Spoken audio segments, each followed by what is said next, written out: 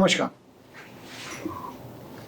Today, we have the privilege of hosting one of the most influential leader in hospitality industry, Mr. Puneet Chhatwal, MD and CEO of IHCL, the iconic brand behind the legendary Taj Hotels and Resorts. His visionary leadership at IHCL has redefined luxury, sustainability, and innovation, setting new benchmark in India and across the world. Welcome, Mr. Chhatwal. Thank you. Thank you for having me. So, you have been at the helm of one of India's most iconic hospitality brand. Can you take us to your journey and what drew you into the world of tourism and hospitality? Oh my God, that means talking about more than 44 years ago what happened. Well, 44 years ago when I finished school, I decided to go to the hotel school. And mainly I thought this is very much a common sense business and that I can be on my feet coming from a middle class family in 3 years' time, start earning some money. And after finishing that, maybe I could save enough to go to Europe to study or get lucky and get a scholarship and go there. So that was the beginning. And then I never looked back. It's been 40 plus years, including hotel school, that I have in my career, and feel very happy and proud to have taken that decision. In this long journey, what is the turning point you think that shaped your future?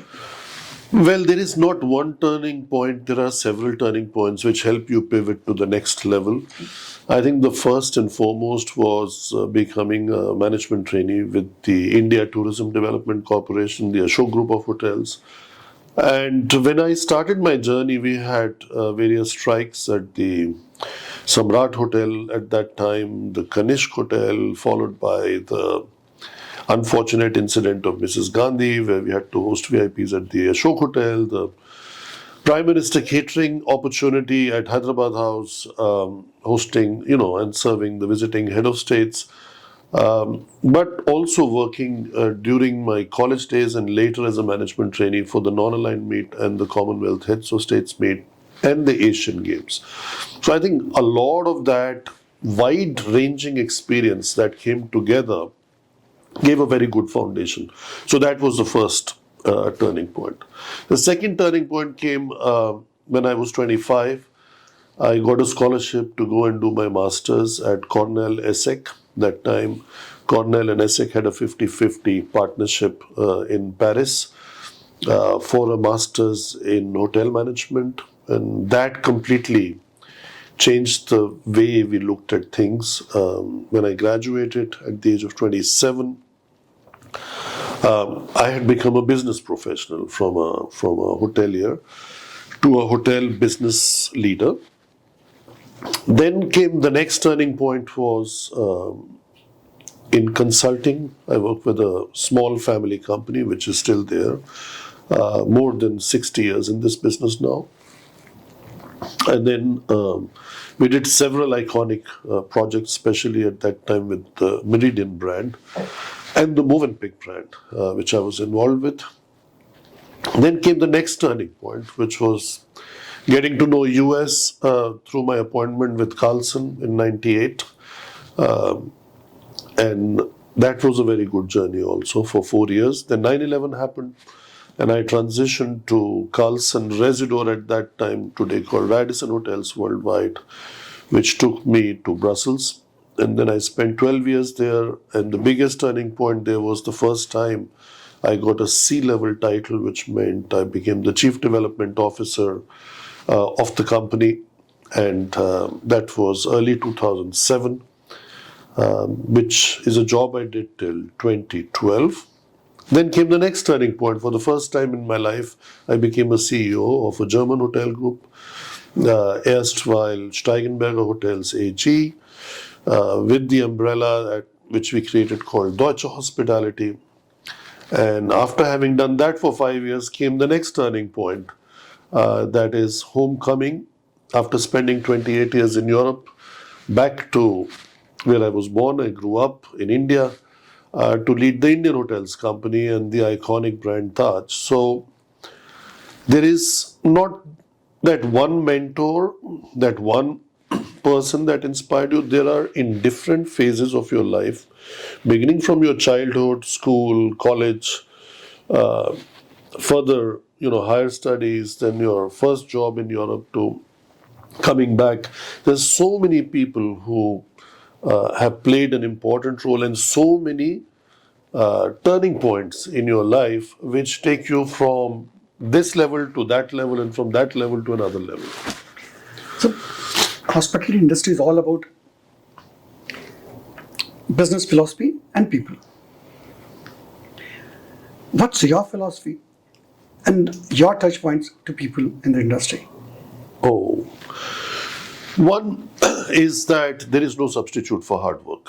That is, you can't just keep getting lucky all the time. So, hard work is like a given, especially in this sector, which is almost 24/7, 365 days. There is no Diwali, there is no Christmas that, today the hotel is shut or your operation is shut. Something is happening somewhere. So hard work is a given. The second important thing is keep it simple and don't complicate things with a lot of unnecessary theory or processes, because it's a very simple sector. You are supposed to play a host and be a good host. And in today's business world, you are supposed to be at the same time a good business leader who understands balance sheet, who understands free cash flow, who understands what is revenue minus expense, right? The third thing, which is really the University of Life teaches you, that you don't learn in any school or college, is basically never ever give up. Things will not always go the way you want them to go, but that does not mean you give up and you resign to the fact. And finally, I would say, which is very, very important and has definitely helped and played an important role in my life, is having a growth mindset. Growth mindset does not mean only growth of your brands or of hotels or number of rooms, but more importantly, it was built in your question. The business can only grow if the people can grow. And if you grow the people, they will automatically help you grow. So I think that's the four things I would say that sum up my way of thinking about the sector, the business, the people, and the way we do things. So, in fact, I also believe your people is your asset. That's the biggest asset and strength of any company. Now, the young professionals who are coming into the field, they think hospitality is glamorous. They underestimate the challenges behind.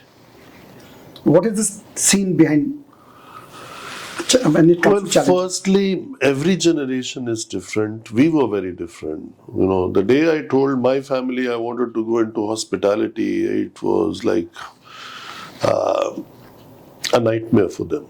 They never understood why I would do that. I'm coming from the generation where your parents wanted you to be an IAS officer or a doctor or an engineer. There was no fourth profession. Today you have hundreds of different kind of professions.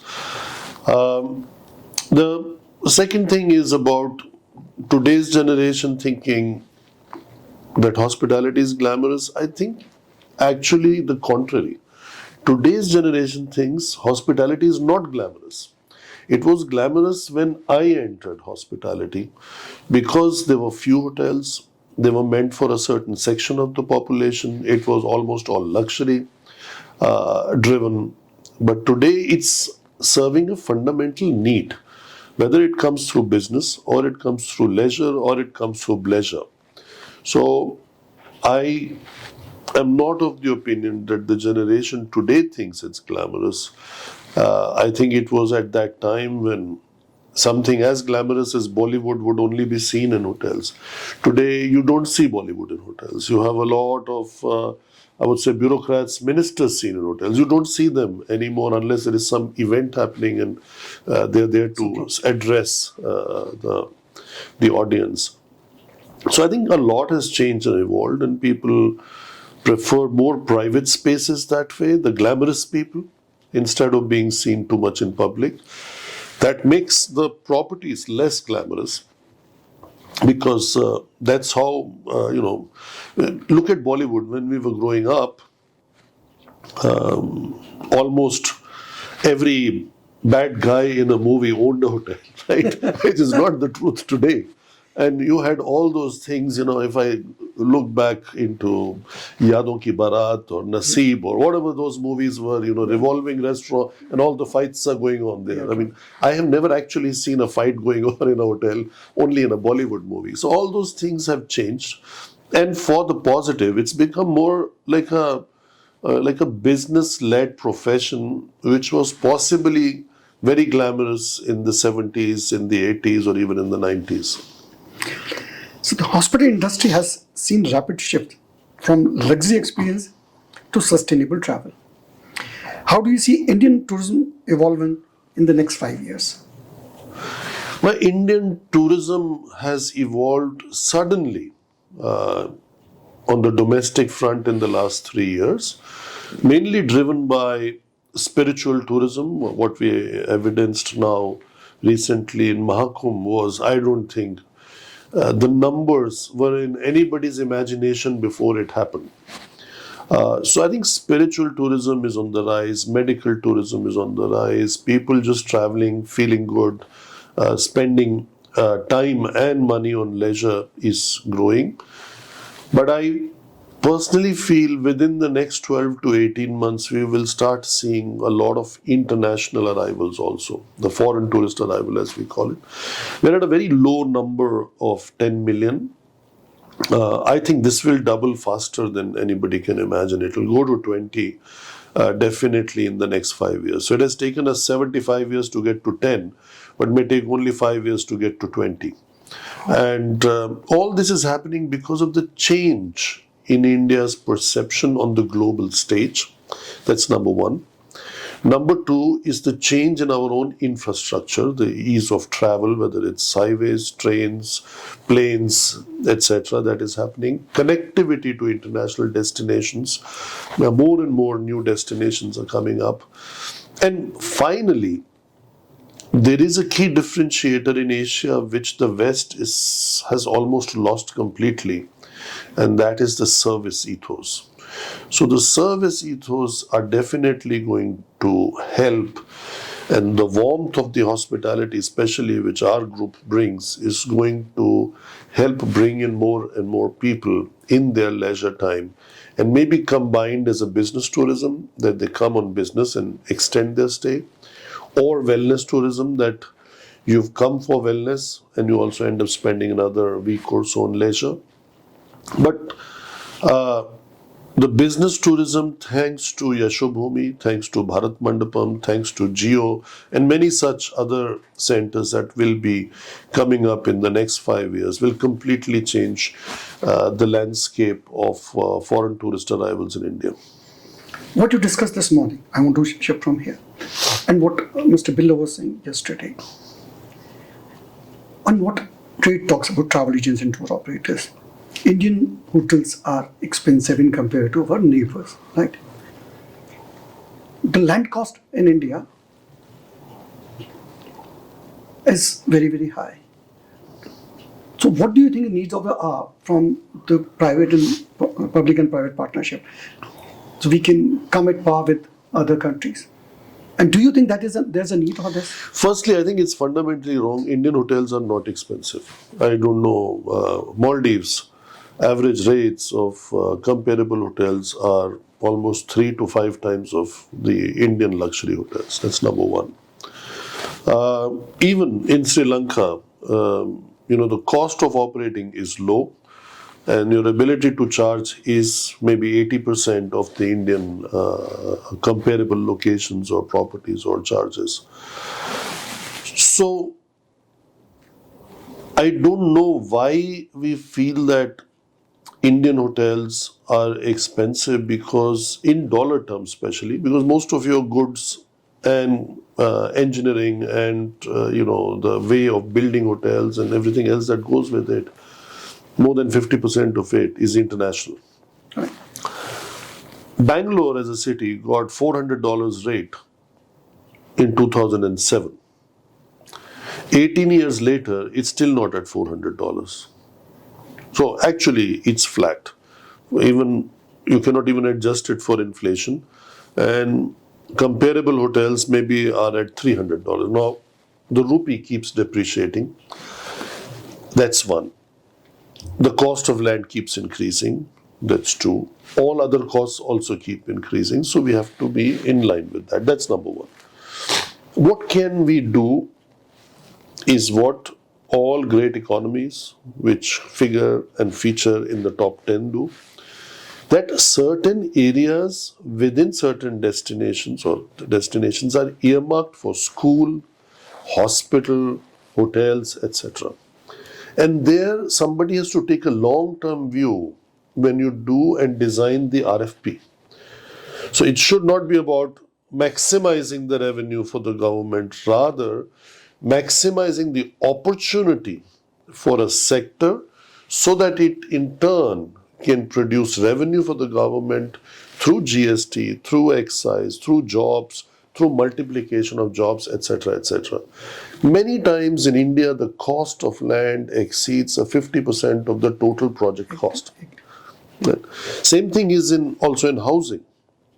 If you want to just invest into housing to give it on rent, your rental income may give you only a return of 2% if you are lucky. Yeah. Not So you're not doing it for that reason. So that's, I think, you have to make a sector more lucrative, whether it's housing or it's hospitals or it's schools or it is hotels.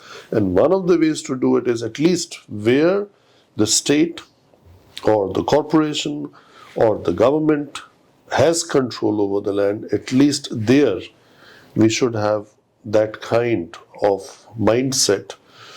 How we are going to promote these areas to the maximum benefit of the nation. So now, And that cannot be short term. Maximum 100%. sustainable and profitable benefit for the population at large. 100% agree with you. You know, when we talk, you are at the faith now, and so as faith leader, don't you think this is right time to talk to the governments, the state governments?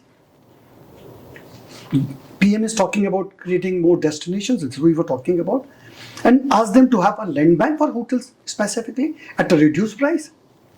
If we want to bring in tourism, if PM is saying my priority is tourism, when state governments are saying our priority is tourism, so why can't we do something for tourism to make it competitive? Well, the good news is that this dialogue is happening. The good news is in many places these things are changing and evolving. Is it happening all over? The answer is no. New destinations also bring in new challenges. And much before my time, till date, Taj as a brand has been at the forefront of creating new destinations for India. The first decent hotel to come up in Goa was a Taj Fort Aguada, which last year celebrated 50 years. What happened in Goa thereafter is history. As on the stage, it was mentioned yesterday by Mr. Amitabh Kant, what Taj did for Kerala. Right? More recently, we did Havelock in Andaman and Nicobar. And as we speak, we are developing 2 islands in Lakshadweep and operating 2 properties in Bangaram already. Also in Lakshadweep. The connectivity and the whole challenges of building in Lakshadweep is not easy. So how do you manage that? Do we get some kind of a financial break for carrying all that extra cost, all the timing that it takes, all the weather conditions that are there with water level rising, not even a ferry service for certain months? The answer is no. So what is it that we also get in return? In certain cases, we ended up going in court, but The opportunities are there. We are in a position to capitalize on those.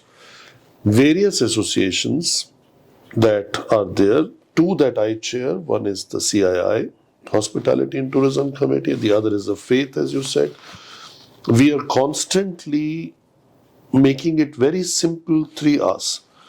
Infrastructure status, which is not limited to XYZ, industry status in the States, and marketing of India as a destination outside of India from that small sum of 3 crores that does nothing for us, right? It's a very simple ask. The rest will follow. We are in India in a very diverse country which has various needs and wants which the government needs to address. And of course, in that, the priority may not be addressing the needs and wants of our sector, because you have the farmers, you have the poor people, which is a large part of our population. It's about providing livelihood. So we are at the forefront of that, skilling people, creating opportunities for people from remote areas, etc., to enter the job world. But having said that, it was a big challenge. Today it is a smaller challenge because a lot has happened. Most importantly, on the infrastructure investment, the infrastructure and GDP growth have a direct correlation with the tourism and hospitality and aviation sector. These two have helped us immensely. If with that we get a couple of other reforms, I think we are on a superb track of winning in this sector. Great. IHCL has expanded beyond traditional hotels into homestays, wellness resorts, and now even food delivery. What's the broader one, behind this vision? See, what is the name of our company is Indian Hotels Company Limited. It should always remain as a company for all Indians. Of course, when we started with the Taj as the iconic brand, which is not just the crown jewel of our group, but I would say crown jewel of India. And I've always gone on record saying, when you serve the Taj, you serve the nation. And it's one brand which is recognized globally. So at least we have a brand from India that has global recognition and has won global accolades. And respected, yes. Right? So that is a very small section of the population that can afford Taj. So we are now in all segments.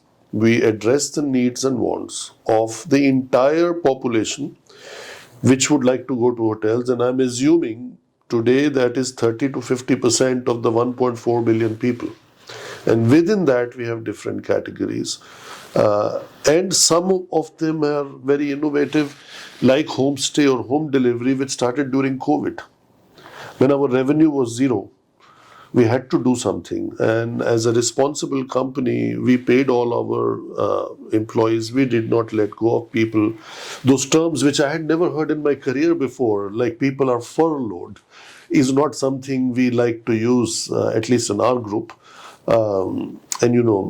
Because we belong to the Tata Group, a Tata Group company, we rather keep the community as not just another stakeholder, rather the purpose of the existence of any business. That was the founder's philosophy. So at that time, one was, how do we utilize our empty kitchens, our empty hotels? But at the same time, there were people limited in their houses, could not go out anywhere. There was no transport. There was no cars allowed. There was no trains allowed. There was no planes allowed. Everything was shut. So how to get them the food at home? And that was the birth of Cumin. Similarly, when things started opening up, came the birth of Ama, our homestay. And because people have a very good memory of these brands, these businesses have continued, and hopefully in 3, 5, 7, 8, 10 years from now, they will also become big businesses for us. Yeah, we can say post-pandemic, the travelers they have started demanding. They were expecting a lot from Taj because they wanted to be, homestays, and that's what they were looking for. This could be one of these regions coming up fast. Yeah, this is another, lot of people experience maybe for the first time driving themselves and going with the family. And they realize that that is very nice too. True. You don't always have to go away from the family. Maybe you can all be together. So a lot of people made that as a habit, and that has actually helped our sector because our occupancies went up. So what is the roadmap for Taj to go to tier and three cities? Taj is not a brand for tier 2, tier 3 cities. Taj will be in key destinations. The tier 2, tier 3 cities are only relevant for resorts, which come under Taj. But our Gateway and Ginger brands will be more apt for this kind of locations, and they'll be more affordable also because of, again, of the cost of land, the cost of construction, and the time it takes to build hotels. That is how we have guided. And in other new upcoming destinations, especially boutique luxury, could be the Tree of Life brand that we have. So I think all in all, Taj should stay in primary markets, in metros, and even in key international destinations, because that is what makes Taj so strong, and that is what has created the positioning of the brand the way it is, being in London, being on the Fifth Avenue in New York, being in Dubai, and other international destinations. So how do you see the group IHCL in next 10 years into India and internationally? I would say just Taj. Well, I would not go 10. I think the best is we remain with the guidance we have given for Accelerate 2030. That's the strategy that we have guided on. And that is in 5 years from now. We see the group at 700 plus hotels with a very healthy return on capital employed of 20%. With doubling of our revenues that we have today to, like going to 15,000 crore plus revenue, and maintaining a very good capital structure. Today we are net debt zero company, having a healthy cash balance, and hopefully we are able to absorb all this growth and still have a similar structure going forward, and even healthier than what it is today. So India is now being seen as both top tourist destination and a major outbound market. What do we need to do to truly become a global tourism leader?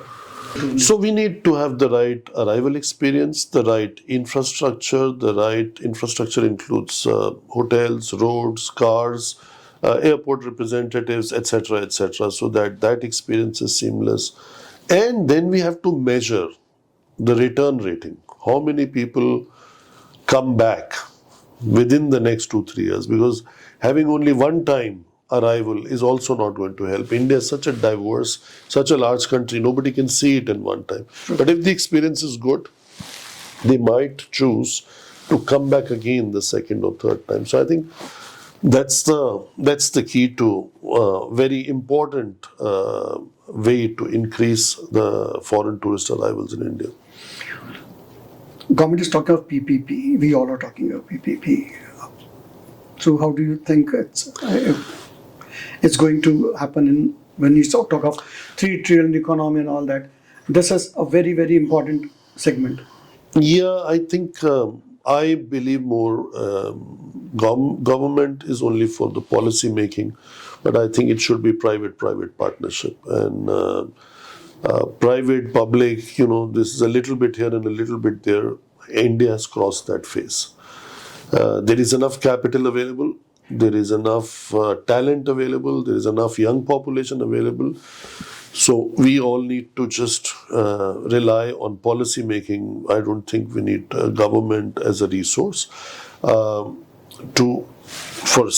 for individual projects. But a project like marketing India across the world, that a single company or a single sector cannot do.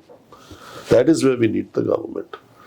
How they do it, whether they do it through embassies or they did it in the past through tourist offices, or they use digital and they use print, or whatever other forms of making that happen. That is where we need the government. We don't need the government for building a hotel in a partnership. I don't think we need that. Skilling is very, very important. And what is the need? Do you think? Skilling, you cannot ever skill enough for a variety of reasons. Number one, we have unskilled population. Number two, even if you have the skills, they may not be the right skills for tomorrow and day after. And number three is we have the demographic dividend. So we can skill people for any sector, and especially our sector is so easy. You can skill people in 6 to 12 months' time. And a lot of organizations, including ourselves, have committed to skill 100,000 people by 2030 under our ESG Plus program. So, and we are very much within our targets, actually a bit ahead of it, through various initiatives with CII or opening skill centers on our own. Almost we have opened more than 50 skilling centers. So I think skilling is important in a country which has a population of 1.4 billion and it has not yet reached the sweet spot of its demographic dividend. We're expected to reach there actually in 2030 and benefit from it for the following 15 years or so. So I think there is never enough that one can do on skilling. Last word on that. Tourism board, we are talking since long. Do you think that's the right time to start it now? We should work on that. And that is a need of the hour. It has always been a need. I think, we can have boards and associations and ultimately we have to roll up our sleeve and get the job done. I don't think another board and another organization or a body is of help. What we need is what I said. We need to market India as a destination for MICE. We need to market India a destination for medical. We need to market India a destination for spiritual tourism. And we need to market India as the richest nation with such a deep history of so many thousands of years, which others don't have. So whether we have now another board doing it or somebody else doing it, I think we have. I don't think it's so important. I'll give you an example of 1998. Nepal started, Visit Nepal year 1998. When public, the trade, they put up some amount into that and government put into one booting. And private people, they decided where to spend this money. When you have a tourism board, then let the government put their fund into that. The needs and wants of India as a large country versus Nepal are very different. The needs and wants of India versus Thailand or Vietnam are very different. We have everything. We just need to create certain infrastructure. Now, a rapid fire. What one piece of advice would you give to the next CEO of IHCL 20 years from now? 20 years from now? I don't know, just can make any new business plans, but don't change the core values of the group. Like we have done, we have the core values of Taj, which stands for trust, awareness, and joy, and the 5 core values of Tata Group. The values always remain the guiding principle. The business plans can change. Very right. One guest experience in your life which inspires you today, even today? A guest experience that inspires me today is first break all rules. There was a strike at Kanishk Hotel, which I mentioned at the outset. At that time, the coffee shop of Kanishk was an absolute front runner in coffee shops, the all-day dining, what we call it. And the staff was not there. We were handling the full restaurant. The famous celebrity chef Sanjeev Kapoor was my batchmate, my colleague. He was running that kitchen. I was managing the restaurant. My training officer was trying to help me serve a Russian group. And those days we didn't have ice cream coming in those scoops, but we had the slabs. The vanilla and chocolate. And then you used to cut slices. And you cut slices and bring it pre-plated. And we're always short of spoons in any restaurant. I had the spoons in my pocket.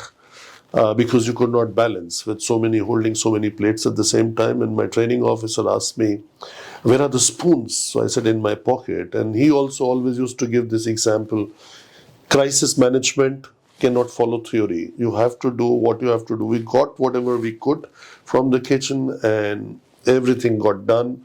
And it became an example in terms of how you get a job done. Initially, I was worried though that I will get punished for doing something wrong. Great. If you were not in hospitality, which industry or career would you have chosen and why? I would say pass on this question because after 44 years, I can't say if I was not in. I was in hospitality, and I have been through and through in hospitality. So I think You're I never tried for anything else either. So we leave it made at that. for each other. Like your mantra for success in life and business. Mantra for success in life and business has been the same. Just don't give up. There will always be challenges that come, but find a solution and look for it and keep looking till you find one, because there is always a solution for any issue that comes up. Great. Which Taj property holds the most emotional value for you? Taj Mahal Hotel Delhi, popularly called as the Taj Mansingh, because my decision to join hotel business happened in that lobby. I used to live not that far away from the property. It opened in 78. 81 I finished school. I remember 79, 80, waiting in the lobby with some people from the neighborhood, going there to have Kona coffee for 4 rupees. And that never changed. Till date, it's a ritual always to go to Taj Mansingh and to go to Machan, the coffee shop. Yeah, I remember. Was the boldest business decision you took at IHCL that the board initially hesitated to approve? I never had maybe two of those decisions. One was and had nothing to do with the board, but it was emotional and it was very important, was retaining Mansingh, the very famous Battle of Mansingh that happened. We always learn in history, Battle of Panipat and Battle of Buxar and Battle of Waterloo, with live telecast on the bidding process, and we wanted to defend and retain, and there was another group which was attacking us. That was pretty bold. The bid went completely out of sync, but we did not lose the morale and retained the property. What happened after that has become history or has become a case study for various business schools. The second one, I would say, was with a very poor track record of the Ginger brand, getting the board to agree for an investment at the Ginger Mumbai airport was initially given a pushback, but then I think our perseverance as management team paid off. We built that property and it should have a full payback in maximum 4 years. Wow. What is And besides changing the look, feel, and the image of the brand. Can you recall a moment when you felt the Taj brand was under the real threat? And what did you do in that next 24 hours? I don't think Taj ever went through a threat since I've been there. But yes, there was one very difficult situation we went through was in the Ambassador Hotel in Delhi. And we had a few fatalities of contractual workers who went into the STP plant without a proper gear, protective gear. I think that was a very difficult one. The 24, 48 hours that followed was very, very challenging. But that's why I say we can never skill enough. We have to keep skilling. True. What is one challenge in Indian hospitality that the public never sees but keeps CEOs awake at night? Oh, wow. CEOs are awake at night for a variety of reasons. But normally nothing. Something is because it's a 24/7 sector and it doesn't shut down. So anything can happen anywhere at any time. And you get a call, you cannot have your phone switched off all the time. It just doesn't work. And in many situations, you have to be present. And there are so many of those. There's not that one situation that happens. It could be anything happening anytime. Yeah, show must go on. The show must go on. What advice would you give to young people in India who dream of a career in tourism and hospitality? Yeah, bring the commitment, bring the passion, bring the hard work, and the rest will be history. The sky is the limit, and the sector is growing so much, you'll just grow with the tailwind of the sector. Last question. If AI could run hotels without human staff, would you embrace it or resist it? Well, it depends in which part of the world you are in. If you are in a robotic part of the world, then AI can run it, robots can run it. But if you are in a more human part of the world where humans need skilling and training, and they can exude the warmth of hospitality, why would you replace them with the machine? So that's how I see it, and that is especially the competitive advantage of India in its whole philosophy of Atithi Devo Bhavo. So I cannot imagine AI replacing Atithi Devo Bhavo through machines. So, closing remark on, if you had the power to change one thing in India's tourism ecosystem overnight, what would it be?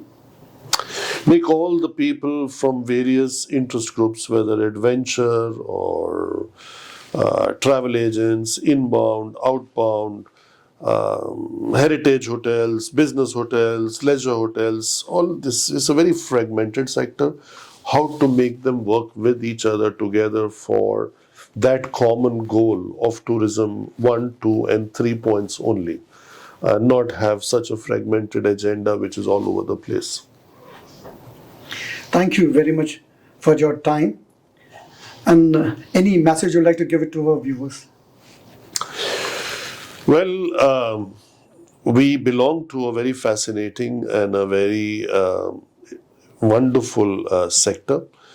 This sector works tirelessly to make everybody feel happy, and the perception may be that it's all in air-conditioned and wonderful way of life, but it is wonderful. I will not contest that, but it is a very fascinating sector. Please come, join us on this journey of tourism and hospitality. There are very few sectors which are as fascinating as this one. Thank you. Next week फिर मिलेंगे. नमस्कार.